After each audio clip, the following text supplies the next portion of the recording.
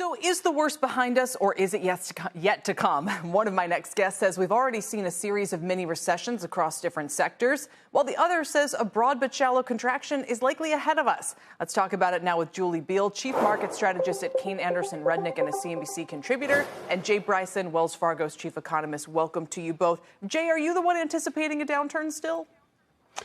Yeah, so Kelly, if I would say it's going to be a modest downturn. I mean, I think anyone would stress that. I mean, I don't think we're looking at a major pullback here in the economy, but we are starting to see some cracks in terms of the consumer spending. And, the Fed is still in restrictive territory. I think that puts some headwinds on growth, in the coming quarters.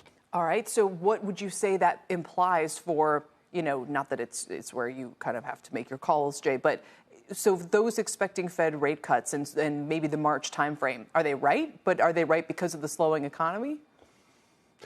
Kelly, I think March is a little bit premature at this point. I just, if you're reading through the minutes of the January FOMC meeting the other day, I just don't think they're at that point yet. I mean, I think something would really have to fall apart in the economy where you see a rate cut actually in March. Could we see one in May? Yeah, I think that's very possible to see one in May. But March at this point, I think, seems a little bit premature for me. But once they start moving, whether it's in May or wherever, I think they start to move pretty quickly at that point to bring rates down. Julie, what do you think is going on with the market here? Is it reassessing rate cut? I mean, is it because the data is better than expected? Is it because it's worse than expected? Is it just everyone was on one side of the boat and now we're going to the other side? I mean, notably, the 10-year yield has moved up. What do you think is going on here as we turn the page on the year?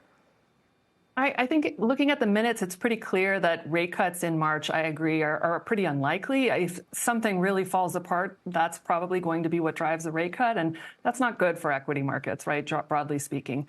But I also think that a lot of the buying that happened at year end was pretty indiscriminate. It's sort of like when you're at Target, on December 23rd, and you're just trying to find something for, your cousin who you don't even really like that much.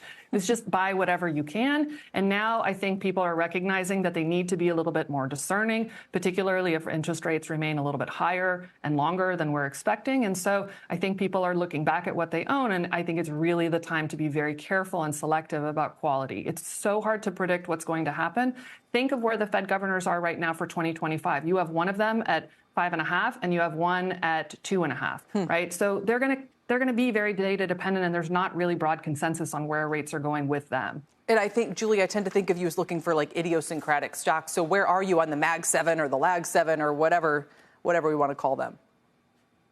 I think there's opportunity still within those businesses. Part of the reason why they did so well is they have much greater clarity on their ability to execute on the vision for AI. And so to me, it makes sense. But I wouldn't be overexposed to those businesses. I think within sectors within the economy, you want broad-based exposure, but you just want to own the very, very best businesses. And so in tech, the Mag 7, Lag 7, whatever, those are the best businesses. But if you go down towards small cap and mid cap, you'll see across industries, you really want to own the market leaders. I think those will protect you, and they'll still probably participate in the upside going forward. Jay, what did you make of the minutes yesterday? And are we going to look back at those as kind of a turning point where if the Fed meeting helps support the rally into year end, do the minutes kind of quench that somewhat?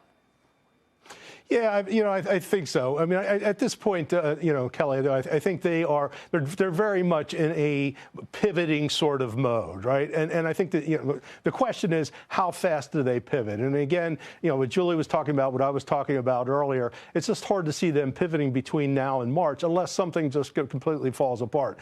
The probability of another rate hike from here, I think, is very, very low. The question is, how fast do they move? And I think they're going to take their time. But again, once they do start to move, then I think they start to move pretty quickly, as they have done historically.